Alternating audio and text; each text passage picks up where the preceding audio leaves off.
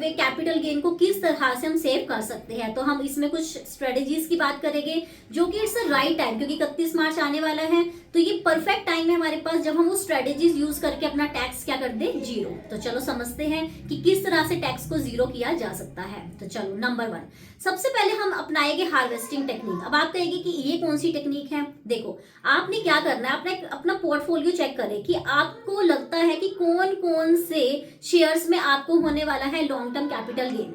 तो जिन जिन शेयर्स में आपको लॉन्ग टर्म कैपिटल गेन होने वाला है, तो उसमें हमें पता है कि हमें 1.25 लाख की एग्जम्पशन मिलती है हर साल, और उसके बाद हमें 12.5% टैक्स लिया जाता है।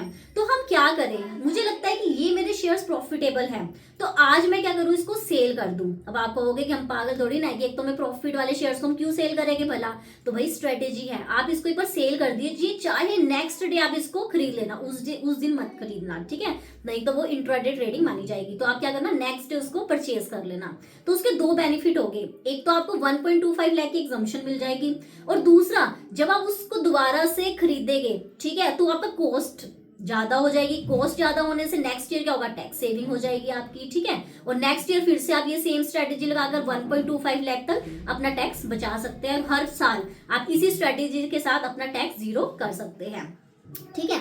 अब आप कहोगे कि ठीक है कि हम ये ऐसा कर सकते हैं, ठीक है, अगर हम ना करें तो क्या होगा। देखो एक बात सुनो, कि ये जो 1.25 लाख की एग्जम्पशन है, ये हमें क्या मिलती है, हर साल मिलती है, क्यूमुलेटिव नहीं होती है। मतलब सपोज करो आपको 5 साल बाद मन करा कि चलो अब मैं बेच देता हूँ, और 5 साल बाद आपका प्रॉफिट हो गया था लेट अस सपोज 6 लाख का, ठीक है, तो 6 लाख का कह लो, या चलो हम मान लेते हैं 6 लाख का था, तो नॉर्मली उसमें हमें 1.25 लाख की एग्जम्पशन मिली, तो कितना हो गया, 4 पॉइंट समथिंग हो जाएगा। तो मतलब इसके ऊपर अगर 12.5% टैक्स लगाओ तो कितना ज्यादा हो जाएगा। आप ये मत सोचना कि हमें 1.25 का मल्टीपल टाइम्स ऑफ मुझे एग्जम्पशन मिल जाएगी, ऐसा कुछ भी नहीं होने वाला है। तो इट्स बेटर कि आप हर साल 1.25 लाख की एग्जम्पशन का बेनिफिट ले और अपना टैक्स जीरो करके इस स्ट्रेटेजी के साथ हर साल अपना टैक्स बचा ले, ठीक है।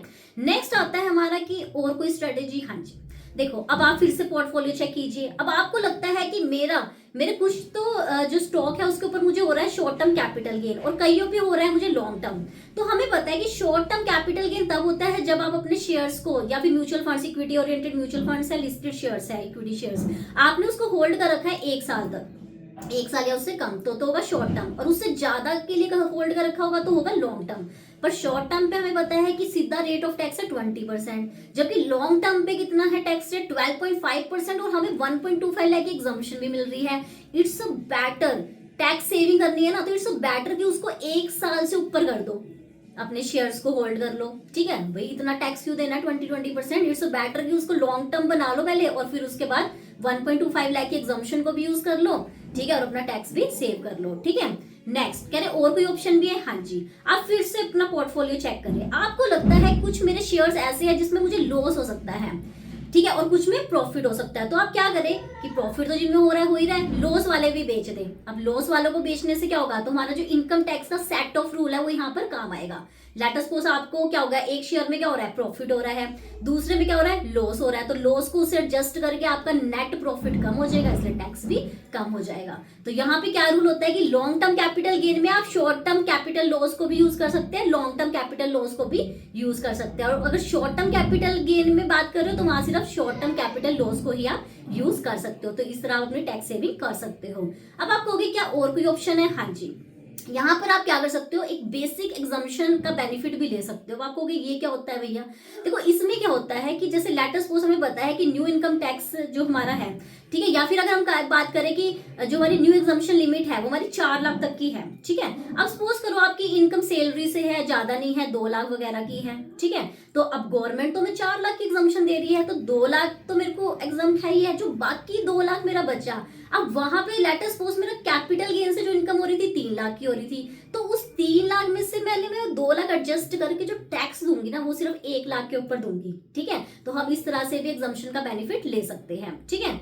नेक्स्ट आता है हमारा कैरी फॉरवर्ड। जैसे हमने सेट ऑफ की बात करी, हम कैरी फॉरवर्ड भी कर सकते हैं कि एक बार मैंने सेट ऑफ कर दिया, लेट अस सपोज मेरा जो लॉस है अभी पूरा एडजस्ट नहीं हो पाया था, अभी भी मेरे पास क्या था, कुछ ना कुछ अमाउंट पड़ा था, तो उसको मैं 8 साल तक कैरी फॉरवर्ड कर सकती हूँ। मतलब मुझे पता है कि आगे मुझे प्रॉफिट ही होने वाला है, तो लॉस को एडजस्ट करती रहूंगी 8 सालों तक। तो देखो कितना कम अमाउंट पे मुझे टैक्स पे करना पड़ेगा, है ना। और समटाइम्स हो सकता है कि बिल्कुल ही जीरो भी हो जाए, है ना।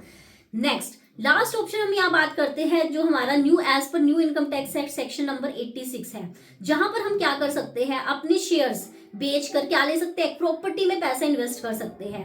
और उस प्रॉपर्टी में हम कब तक पैसे इन्वेस्ट कर सकते हैं कि जब भी आपको लग रहा है कि मेरे को शेयर अपने सेल करने हैं, या तो उससे 1 साल पहले या फिर 2 साल के बाद आप इन्वेस्टमेंट कर सकते हो। अगर कंस्ट्रक्शन करानी है प्रॉपर्टी की तो 3 साल के अंदर करा सकते हो। पर मेन बात क्या है, यहाँ पे प्रॉफिट का पैसा इन्वेस्टमेंट नहीं होगा, जितने का सेल अमाउंट होगा, जो आपकी नेट प्रोसीड होगी, वही आपका क्या होगा, यहाँ पर इन्वेस्टमेंट किया जाएगा। ठीक है।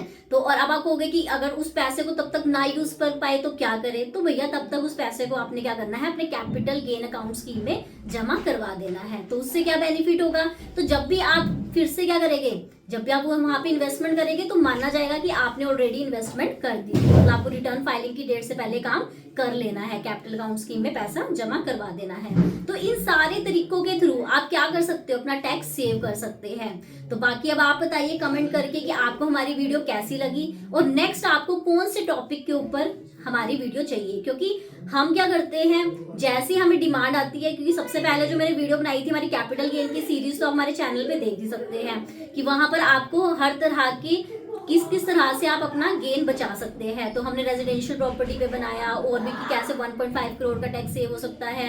तो हमने इस तरह से अलग अलग टॉपिक पे बना रखे, वो भी ऑन डिमांड है कि जैसे हमें कमेंट आते हैं हम उस तरह से बना देते हैं। तो बाकी अब आप बताइए कि आपको नेक्स्ट हमारा कौन से टॉपिक के ऊपर वीडियो चाहिए। तो थैंक यू सो मच। तब तक के लिए हमारा चैनल सब्सक्राइब कीजिए, सो दैट कोई भी ऐसी वीडियो आपसे ना मिस हो जाए जो कि बहुत ज्यादा इंफॉर्मेटिव हो। Thank you so much.